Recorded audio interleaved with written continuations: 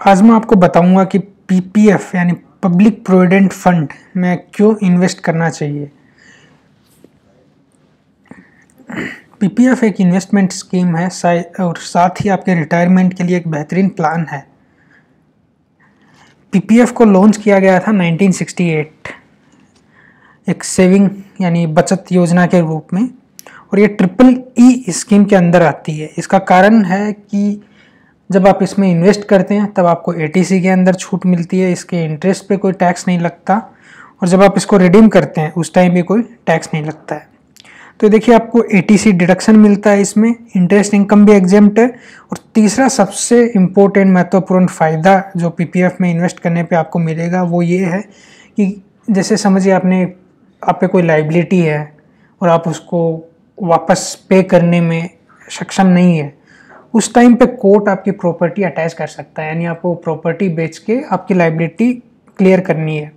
लेकिन पीपीएफ के मामले में आपने जो बचत की है वो आपकी है, कोर्ट भी उसको अटैच नहीं कर सकता। तो ये एक सबसे बड़ा बेनिफिट है पीपीएफ में इन्वेस्ट करने का। इसके अलावा इंटरेस्ट है वो ईयरली क्रेडिट होगा, लेकिन कैलकुलेट मंथली होता है, और महीने की 5 तारीख के बाद तक का जो हाईएस्ट आपका डिपॉजिट है उस पर इंटरेस्ट कैलकुलेट होता है। और फिलहाल जैसे फाइनेंशियल ईयर 17-18 गई है, उसमें इंटरेस्ट रेट 7.9% था। इंटरेस्ट रेट हर साल चेंज होता है,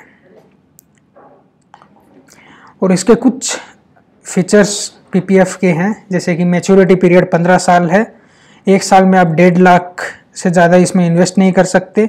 माइनर का अकाउंट अलाउड है, लेकिन माइनर के अकाउंट में आप जो डिपॉजिट करेंगे वो आपके अकाउंट के साथ क्लब हो जाएगा। कौन पीपीएफ अकाउंट ओपन कर सकता है? एक इंडिविजुअल पीपीएफ अकाउंट ओपन कर सकता है। एनआरआई और फॉरेन रेसिडेंट्स ओपन नहीं कर सकते पीपीएफ अकाउंट। एचयूएफ भी पीपीएफ अकाउंट ओपन नहीं कर सकता है। माइनर पीपीएफ अकाउंट ओपन कर सकता है, लेकिन जो पेरेंट्स हैं उनको गार्जियन बना के, और जो इन्वेस्टमेंट माइनर के अकाउंट में होगा वो पेरेंट्स के अकाउंट के साथ क्लब हो जाएगा। तो ये था पीपीएफ के बारे में। अगर आपको और जानना है तो आप नो योर जीएसटी पे आर्टिकल पढ़ सकते हैं। Thank you.